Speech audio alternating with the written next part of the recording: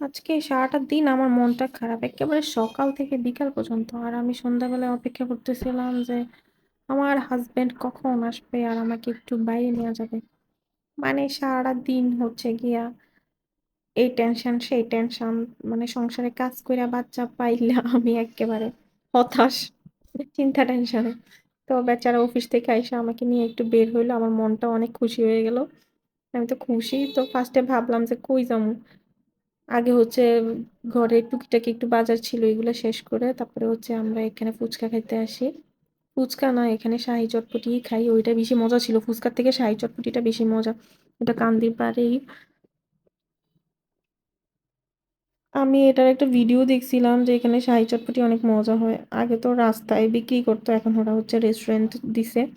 এখন রেস্টুরেন্টে বসে বসে খাবো, আরো বেশি মজা। এই তো চটপটিটা এত বেশি মজা ছিল।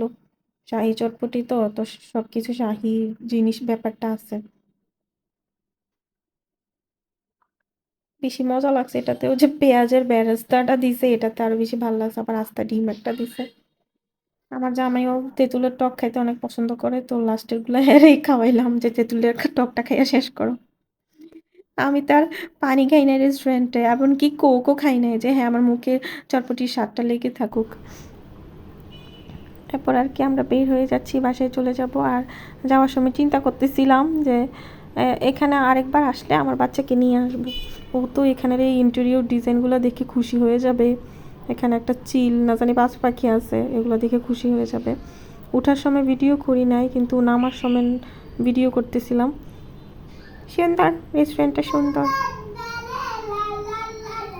এখানে কিন্তু আবার মানে ফুচকার পাশাপাশি বার্গারও ছিল, তো আমি আর বার্গার খাই নাই। আমার তো খুশি লাগছে আয়না দেখে। আয়না দেখলে এমনি মেয়েরা একটু খুশি হয়ে যায়। এদিকে আমার জামাইও চুল ঠিক করতেছিল যে আমরা মেয়েরা শুধু আয়না দেখলে এটা সেটা ঠিক করি এরকম না। আমার জামাইও কিন্তু আয়না দেখে বেশি। আমার বলে আমি নাকি বেশি দেখি। এই তো কি সুন্দর না, রেস্টুরেন্টটা সুন্দরই। তারপর বাসায় এসে পড়ছি। আজকে কিন্তু আমি জামাইয়ের বাড়িতে যাব না, যেহেতু বাবার বাড়িতে থাকবো। আসার সময় চকলেট মাস্ক এগুলো কিনছি। আর আমার বাচ্চার জন্য হচ্ছে একটা কলম কিনছি। ও তো এই কার্টুনের কলমটা দেখে খুশি হয়ে গেছে। এদিকে যে করমি, ওর যে কার্টুন দেখে করমি কার্টুনটা ছিল, তো আমি বলতেছি লেখো। ও লিখতে চাচ্ছিল না, আমি বলছি আরে লেখ, এটা শেষ হয়ে গেলে আরেকটা কিনে দিব। তারপর আমি বলছি লেখো, যা মন চায় লেখো। এদিকে চকলেট বের করাতে আমার বোন আর আমি ভাগাভাগি করতেছিলাম, তোর অর্ধেক আমার অর্ধেক। আমার বোন আর ওর হাজব্যান্ড। আমার বাচ্চা তো আমার বোনের জামাইরে পাইলেই হয়েছে। ওর সাথে অনেক দুষ্টামি করে। কোলে উঠে গেছিল, নিচে নাকি তেলাপোকা দেখছে, এই জন্য আমার বোনের জামাই কোলে উঠে দৌড় মারছে এই রুমের থেকে ওই রুমে। এদিকে ওরা ব্যাগ গুছাচ্ছে, ওরা হচ্ছে টাঙ্গুয়ার হাওর যাবে, এজন্য রাত্রে রওনা দিবে, যেহেতু ব্যাগ ট্যাগ গুছাই নিচ্ছে। এখনও ব্যাগ ঠিক মতো কিছু গুছানো হয় নাই, তারপর আমরা টাটা দিয়ে দিচ্ছিলাম।